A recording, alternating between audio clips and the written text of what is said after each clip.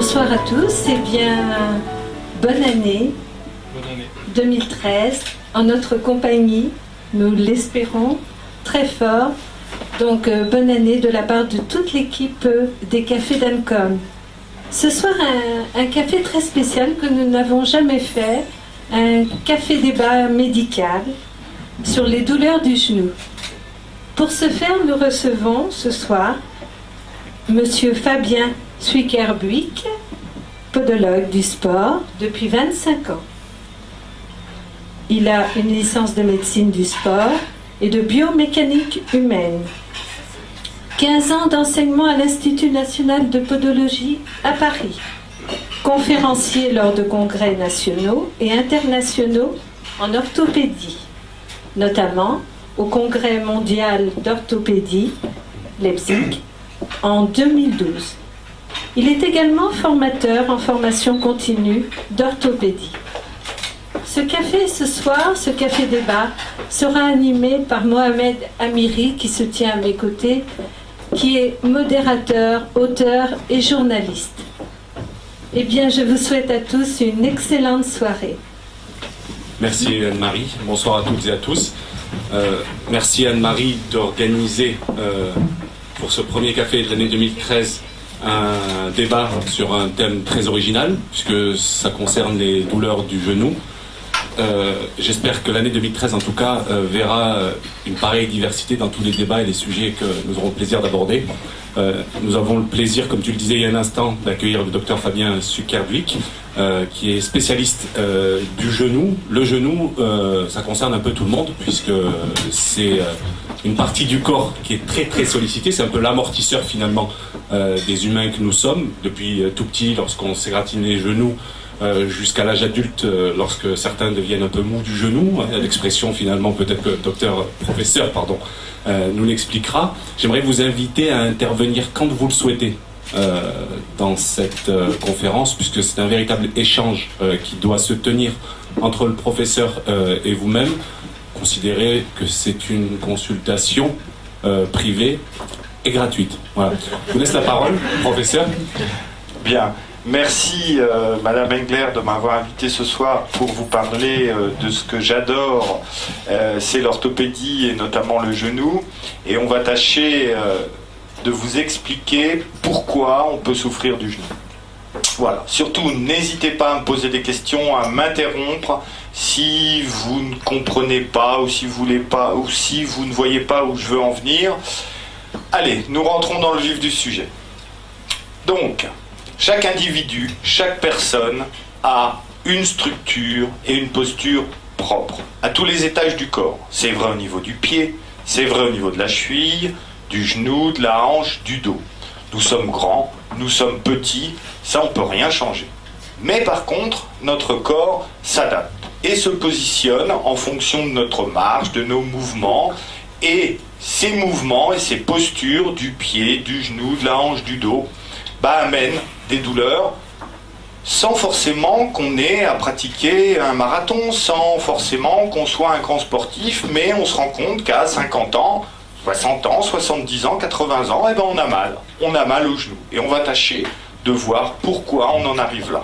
Et ce qu'on peut faire, bien évidemment, pour éviter tout ça. Pourquoi on peut se mettre à souffrir du genou à cause de notre morphologie? Est-ce que nous sommes tous égaux par rapport à notre structure, à notre posture? Eh bien non, pas du tout, et vous allez voir dans les minutes qui vont suivre que ce n'est pas le cas, malheureusement. On peut même dire qu'en voyant un enfant, garçon ou fille, à l'âge de 10-12 ans, on peut se dire, cet enfant aura ou n'aura pas mal au genou dans les années qui vont suivre. Peu importe qu'il pratique du sport, peu importe qu'il soit casse-cou, bien sûr il va tomber, il va s'égratigner les genoux, il va se faire mal, mais sa morphologie nous indiquera qu'il aura ou qu'il n'aura pas des douleurs de genoux. Alors, l'intérêt des orthèses plantaires dans les problèmes de genoux. Très intéressant parce que assez peu connu. Chose très intéressante à vous dévoiler tout de suite, mais on en reparlera, c'est que le genou n'a qu'un mouvement et un seul, c'est la flexion et l'extension. C'est le seul mouvement que le genou est capable de faire. Et vous allez voir que dans certaines situations, malheureusement, eh bien, ce genou dysfonctionne autrement, ou fonctionne autrement. L'axe du genou, quand il se fléchit, sa position est directement sous la dépendance de la position du pied. Et c'est là tout l'intérêt de l'orthopédie et de la podologie dont je vais vous parler aujourd'hui. Ça, c'est quelque chose d'énorme qu'on ne connaît que peu. Il y a un tout petit test, tout banal à faire. Vous vous mettez sur un pied, vous fléchissez votre genou, et l'axe de votre pied et l'axe de votre genou doivent être dans un même plan, doivent être parallèles. Si tel n'est pas le cas, vous souffrirez tôt ou tard d'un problème de genou. C'est tout bête, tout bête. On se met sur un pied. Un problème de genou à partir du pied. Un problème de pied peut amener un problème de genou. Alors, c'est pas trop un problème de pied en tant que tel. Ce que je veux dire par là, c'est que le genou, la position du genou est sous la dépendance directe de la position du pied. Et malheureusement, on ne pose pas tous, autant que nous sommes ici, dans cette salle, on ne pose pas tous notre pied au sol de la même façon, comme on n'est pas tous ici de la même taille. C'est ce qu'on va tâcher de voir. Le genou, il est constitué de quoi? De l'os de la cuisse, le fémur, ici, du tibia, et d'un petit os qu'on appelle la patella ou la rotule. Ce genou, je le répète, ne peut faire qu'un seul mouvement. Flexion, extension. Il comprend 3 compartiments. Un compartiment interne, un compartiment externe et un compartiment antérieur. On parle donc du compartiment fémoro-tibial interne, fémoro-tibial externe et devant, ici, l'articulation fémoro-patellaire. Vous voyez une image reconstituée en 3D à la suite d'un IRM. Donc, entre ces deux os, vous avez un amortisseur. C'est ni plus ni moins qu'un cil en bloc, ce sont les ménisques. Les ménisques, c'est rien les ménisques. C'est des joints, c'est des amortisseurs. Il y en a un au niveau du plateau tibial interne, un au niveau du plateau tibial externe. Est-ce qu'ils peuvent faire mal, ces ménisques? Oui. Est-ce que ça a un lien avec la morphologie du genou? Non. Ce petit élément anatomique qu'est le ménisque, eh bien, c'est une protection des contraintes os-os. Donc, au bout d'un certain temps, à partir du moment où le ménisque n'était plus là, eh bien, on allait vers une pathologie bien connue qu'est l'arthrose. Depuis une petite dizaine d'années, les chirurgiens sont beaucoup plus frileux à enlever toute une partie du ménisque et ils ont un geste beaucoup plus minimaliste, ce qui est beaucoup mieux.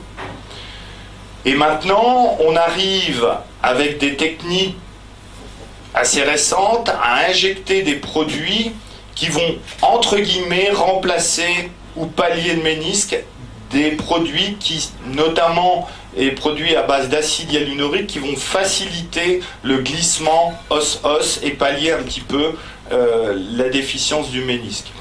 Et puis ce qui va arriver dans les années à venir, ce sont des greffes, des autogreffes, parce qu'on va être capable de fabriquer à partir d'une cellule souche un organe. C'est demain, c'est après-demain ça. On sera capable de fabriquer un ménisque. On sera capable de fabriquer un ménisque. Alors, les morphologies. Physiologiquement, vous remarquerez, je n'utilise pas le terme de normal. Pourquoi? Parce que c'est pas parce que vous avez une morphologie particulière que vous êtes anormal. Donc, la physiologie d'un membre inférieur, c'est je rapproche mes chevilles et mes genoux et mes chevilles se touchent.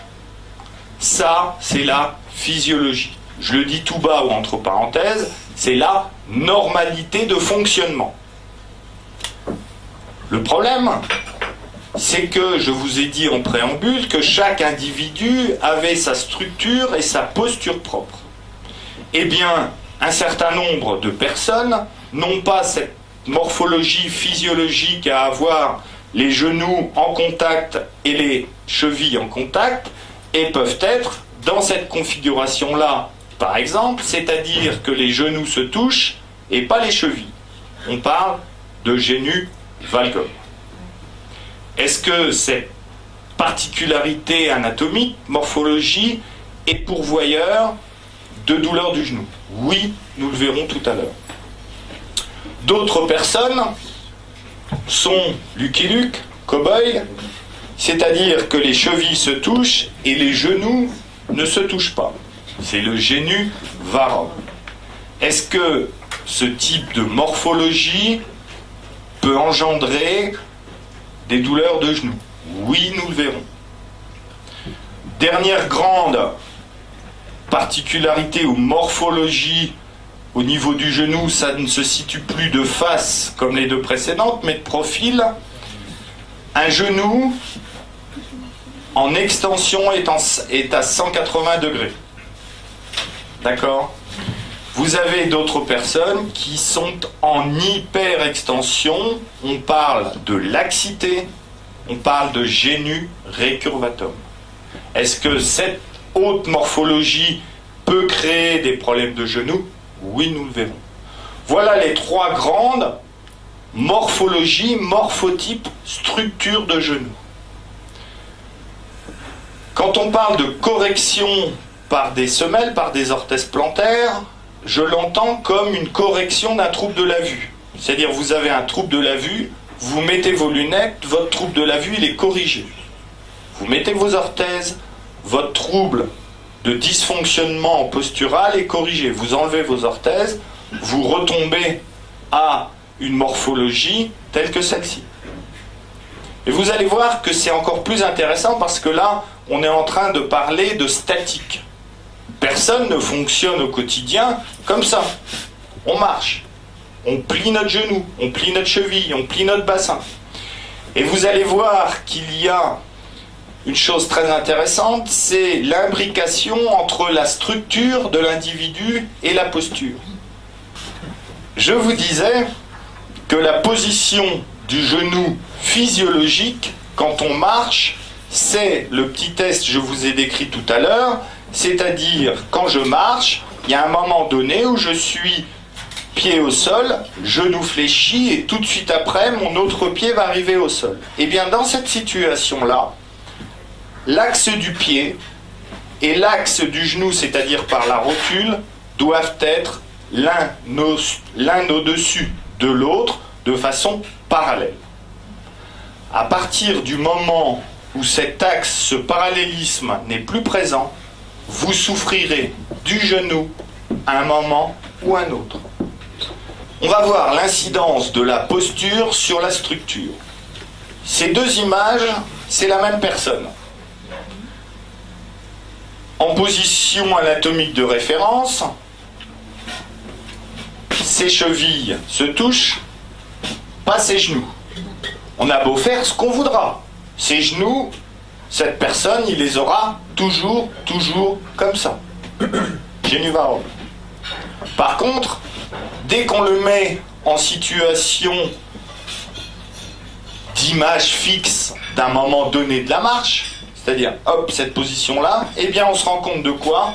On se rend compte que son genou et son pied viennent vers... Enfin, son genou vient vers l'intérieur, entraîné par son pied, et vous voyez que son pied chute vers l'intérieur. Ça, c'est très important. Ça veut dire que la posture, la position du pied influence la structure, la morphologie de la personne. Dit encore autrement, ce monsieur, parce que c'est un monsieur, vous voyez, vous vous êtes rendu compte, il est bien musclé, puis il a surtout plein de poils. Ce monsieur a un génu varum. Quand on le regarde, on va dire médicalement. Mais en fait, quand il marche, il dysfonctionne en génu valgum.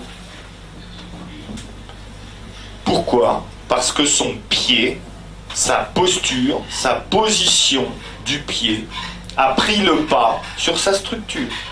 Je vais revenir un peu à ce que vous avez dit avant. Si on a une désymétrie d'un côté ou de l'autre, est-ce que ça peut engendrer d'autres douleurs qu'au niveau du genou? Enfin, est-ce que ça peut aller jusqu'à la mâchoire, tout le côté droit J'ai compris votre question. Les asymétries, je vous ai dit, elles sont communes à tout le monde. Le corps cherche à nous rééquilibrer. Il est bien évident qu'à partir, allez, pour faire simple, d'1 centimètre d'asymétrie, qui est peu, en fait, 1 centimètre d'asymétrie entre le côté droit et le côté gauche, il est bien évident que votre corps, au niveau ostéologique, c'est-à-dire osseux, mais aussi musculaire, va être asymétrique. La moyenne de cette asymétrie, pardonnez-moi de vous interrompre. J'ai pas de chiffres et j'ai pas d'études à vous donner sur. Mais vous savez, entre 5 et 1 cm d'asymétrie, c'est très très fréquent. Si on faisait le tour des gens qui sont ici dans la salle, allez, j'estime que 60 à 70 personnes des personnes qui sont là, on trouverait entre 5 et 1 cm d'asymétrie de longueur des membres inférieurs. D'accord. Donc, pour continuer sur cette asymétrie et ses conséquences, bien évidemment, les muscles d'un côté vont travailler plus que de l'autre côté. Côté droit, côté gauche, pour rééquilibrer. Et bien sûr, on peut avoir, à cause d'une asymétrie de longueur des membres inférieurs, des douleurs au niveau des cervicales, on peut avoir des douleurs lombaires, on peut avoir... Oui, tout est envisageable. On va continuer et on va aborder les pathologies. Les pathologies, je répondrai à la fin, quand vous voulez, de cas précis si vous vous retrouvez dans ce que je vais vous aborder maintenant. Je vous demande, non pas de ne pas m'interrompre, mais je vous fais le détail des pathologies, je vous montre comment on traite et je réponds bien évidemment à toutes vos questions. Ça marche? Alors, une des pathologies fréquentes, très très fréquentes du genou sans avoir besoin de faire du sport, du ski, c'est la douleur rotulienne qu'on appelle le syndrome fémoro-patellaire. Fémoro pour fémur, patellaire pour patella, la rotule. Que se passe-t-il? La rotule, je vous l'ai dit tout à l'heure, elle est directement sous la dépendance d'un gros muscle, qui est le quadriceps au niveau de la cuisse. Elle est attachée à lui. Imaginons que notre genou aille vers l'intérieur. Peu importe les causes. La rotule, elle reste verticale. Elle reste dans l'axe. Et on retrouve quoi? On retrouve une rotule où on voit ici la rotule, le fémur, avec une épaisseur, ce qu'on appelle un interligne articulaire, beaucoup plus fin à l'extérieur qu'à l'intérieur. Beaucoup plus fin à l'intérieur qu'à l'extérieur. Ça fait très mal. Ça commence à être connu, le traitement par orthèse plantaire des syndromes fémoro-patellaires. Avant, on faisait quoi? Même encore maintenant? Des séances de kiné. Ah ouais, 50 séances de kiné. Pour faire quoi? Pour muscler le quadriceps. Alors, on fait des exercices, on met un poids, on tire. Les gens sont découragés. Ah bah oui, le muscle, on le fait travailler, c'est bien. Mais qu'est-ce qui est plus fort, le muscle ou l'os? Selon vous? C'est l'os. C'est la position du pied. Et si on est capable de faire par le bas, sans prendre de médicaments, alors on fait quoi? On fait des séances de kiné, de la physiothérapie, on dit aux gens de mettre des genouillères, des trucs monstrueux. Alors imaginez la femme en jupe et en bas avec une genouillère. On ne fait pas, Donc elle refuse de faire ça, elle a mal au genou. Traiter un syndrome fémoro-patellaire par orthèse plantaire, c'est 99 chances de réussite et de non-douleur. Je vous ai apporté une petite orthèse que vous pouvez vous passer entre vous. Vous avez tous et toutes entendu parler des semelles orthopédiques en cuir, en liège, en machin, immettables dans la chaussure. Je vous fais passer ça et je vous certifie que c'est vrai, ça traite un genou avec... Ah, c'est pas... Il n'y a pas une semelle pour une pathologie, mais enfin, ce type de semelle peut traiter un genou douloureux. Je vous la fais passer. C'est-à-dire que jusqu'à maintenant, les traitements qui étaient appliqués étaient complètement inadéquats. C'est pas qu'ils étaient inadéquats, parce qu'on calmait la douleur, on arrivait à soulager les gens. Mais on ne traitait pas la cause. On traitait la symptomatologie, c'est-à-dire on traitait la douleur, mais on ne traitait pas la cause. La cause, et c'est ce que je veux vous faire comprendre, la cause c'est que le genou dysfonctionne.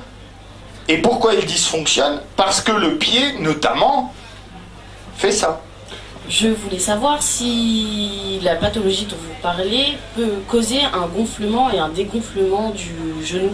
Alors, ce qu'on appelle un gonflement ou un dégonflement, c'est une idarthrose. C'est-à-dire que dans le genou, viennent se mettre, à cause d'un état inflammatoire, du liquide. Oui, c'est possible. Allez, on continue.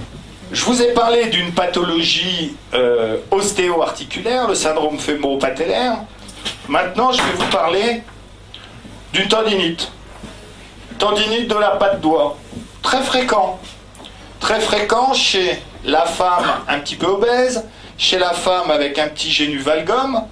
Qu'est-ce que c'est? Et bien là, c'est plus le cartilage et l'os qui fait mal, c'est le tendon.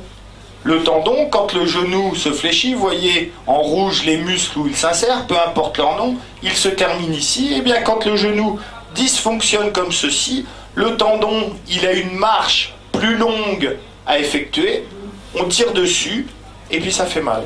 Alors, je ne sais pas si dans la salle il y a des gens qui font de la course à pied, mais voilà une pathologie qu'on appelle le TFL, ou le syndrome de l'essuie-glace, tenseur du fascia lata. C'est quelque chose, pardonnez-moi, c'est quelque chose qui est très très connu dans le milieu sportif. Pourquoi? C'est la seule pathologie du genou qui peut faire souffrir dès lors que celui-ci est désaxé, soit dans un sens, soit dans l'autre. Le genou, c'est la pliométrie. Donc cette pliométrie, si elle n'est pas dans l'axe, eh bien, elle va faire souffrir. Et remettre un genou dans l'axe, c'est très simple. Oui. Très simple. Je crois qu'on est beaucoup à l'avoir appris ce soir. On continue. Une question qui peut intéresser nos grands-parents, etc., qui ont quelquefois de l'arthrose et tout. Est-ce que ces systèmes d'orthèse, est-ce que c'est uniquement préventif ou ça peut être curatif une fois que l'arthrose est installée? Alors, est-ce que ça peut amener une aide à la marche ou une bien sûr. Désensibilisation? La première des choses, c'est de lutter contre la douleur. Vous venez me voir, vous avez mal, on fait un certain nombre d'examens, probablement je vous demanderai de m'apporter une radio, voir ce qui se passe au niveau osseux. On fait, vous allez voir les images dans quelques instants, comment on fait les orthèses. On fait les orthèses, elles sont efficaces quand vous marchez. Le traitement, et on va bientôt en avoir terminé. Bien évidemment, il y a un temps de palpation, d'examination, d'examen. Mais ce qui est très intéressant, c'est l'étude que l'on fait sur une piste de marche et cet examen-là qui est un examen de podométrie. Donc on passe les personnes sur une machine. En règle générale, on fait la statique. Ça suffit dans bon nombre de cas. Si ça ne suffit pas à nous révéler ce que l'on cherche en statique, on peut faire l'examen en dynamique. Ensuite, et c'est là où c'est intéressant. Voilà, sur l'image de gauche, le positionnement de l'individu dans une plateforme de moulage non corrigée. C'est-à-dire, il est comme ça dans la vie. Grâce au moulage que vous avez ici, on repositionne l'axe du genou et l'axe du pied dans deux plans parallèles. Vous me suivez? Qu'est-ce que c'est moulage? Ben, là, vous avez une machine, je vais vous montrer. Voilà. Voilà, ici, vous avez une machine à vide, une pompe à vide. C'est un matériau qui est mou, avec une petite pompe à l'intérieur, et le matériau peut durcir si on enlève l'air de la machine. C'est une pompe à vide. Quand on enlève l'air de la machine, la mousse qui est ici, ou la plateforme, devient dure. On chauffe ce matériau, celui-là ou un autre, on le met entre le moulage dur et le pied, et on a la position du pied et la position du genou telle que l'on souhaitait l'avoir pour le fonctionnement du pied, du genou, de la hanche et du dos à la marche ou dans le sport. Ça veut dire que c'est vous-même qui fabriquez ça? C'est moi avec mes petites mains. Et je vais juste demander le micro, si vous voulez bien faire passer le micro à Yacine, de toute façon à ce qu'on... Le fait de corriger justement l'axe de la jambe, est-ce que ça peut créer une nouvelle douleur? Non. Non, pourquoi je suis affirmatif? On corrige le porte-à-faux. On ne va pas en exagération de l'autre côté. On remet quelque chose qui avait une position, une posture non physiologique dans un axe physiologique. Je m'explique. Vous allez avoir un genou qui dysfonctionne comme ça, vers l'intérieur. Pour faire simple, les muscles internes ici, dans la mesure où la course des muscles va être plus longue, vont plus travailler en excentrique. Vous me suivez? Alors que ceux-là vont plus travailler en concentrique. À partir du moment où vous réaxez, ceux-là, ils travaillaient trop en extension, tiraient trop sur les élastiques. On va remettre le genou droit. Ils vont moins être tiraillés, mais ils vont pas faire mal. Les autres de l'autre côté qui travaillaient en excès de concentrique, c'est pas pathologique de travailler en excès de concentrique, ça fait pas mal. Si on les remet bien dans l'axe, ils vont travailler physiologiquement. Par contre, ce qu'il faudrait pas, et là où vous avez raison, c'est qu'il ne faudrait pas aller dans l'excès, c'est-à-dire passer de quelque chose en dedans à quelque chose en dehors. Ça serait de l'excès de correction. Là, on pourrait créer une nouvelle douleur. Mais de normaliser, non. Non, parce que moi j'imagine le muscle, il a travaillé comme ça pendant des années et des années et des années. Mais il a grandi comme ça, il s'est structuré de la sorte. Donc vous avez aussi toute la partie, tous les tendons aussi qui vont se structurer autour du muscle de cette façon. C'est ceux qui ont travaillé en excès de travail excentrique qui font mal. Un tendon fait souffrir par excès de traction dans l'excentrique. Un tendon en concentrique qui fait pas mal. D'accord? Une tendinite, c'est un excès de travail excentrique d'un tendon. Toutes les pathologies d'un tendon, c'est un excès de travail excentrique. On a tiré trop sur l'élastique. Donc on va soulager ce tendon en lui faisant faire une course de travail, une course plus petite. Et là on va le soulager. Mais de l'autre côté, à condition de ne pas être dans l'excès, on ne va pas créer de pathologie. Vous voyez ici un pied droit corrigé. Je vous garantis que le pied gauche était le même que le pied droit, ou le pied droit était le même que le pied gauche, sauf qu'il n'est pas corrigé. Pourquoi on peut corriger? Parce que c'est de la posture, de la position. Au tout début, vous avez évoqué le débat en fait entre ce qui est inné et acquis finalement, ce qui relève un peu de notre patrimoine génétique et de la nature, et comment on se construit socialement. Comment la posture peut finalement influencer la structure. Voilà, la structure. C'est le débat qu'il y a en anthropologie sur les techniques du corps, savoir comment... Alors ma question c'est sur 2 points. Un, est-ce que le climat impacte, comme on sait par exemple sur certaines zones du monde, il y a plus telle ou telle pathologie ou telle maladie.